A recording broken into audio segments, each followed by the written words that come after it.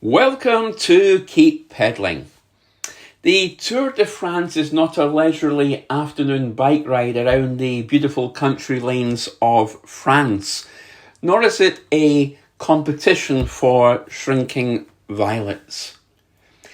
Imagine just for a moment the extreme physical training and the strict dietary regime that is required to prepare one's body to cycle at pace across the nearly 2,100 miles of terrain of the Tour de France. How many of us, I wonder, would be willing to sacrifice time, energy, hobbies in order to dedicate our lives to winning the Tour de France? I wonder how many of us would have that self-discipline. Some of you may recall the Lance Armstrong doping scandal. And after being convicted of using performance-enhancing drugs, the US anti-doping agency stripped Lance Armstrong of his 7 Tour de France titles and banned him from cycling. And Lance Armstrong later stated that he broke the rules because of the culture of drugs in cycling. That by using performance-enhancing drugs, he was, in his view, simply operating on, quote, a level playing field. He was not self-disciplined. Self-discipline is important.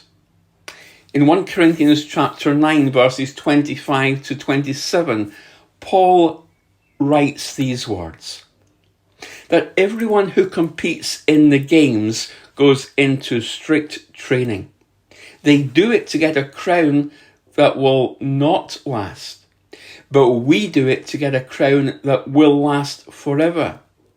Therefore, I do not run like someone running aimlessly. I do not fight like a boxer beating the air. No, I strike a blow to my body and make it my slave, so that after I have preached to others, I myself will not be disqualified for the prize. The Apostle Paul ran the Christian race, cycled his Tour de France, as it were, with purpose and with self-discipline. He was intentional about rejecting that which was unhealthy, so that he would not be disqualified from the ultimate prize of eternal life.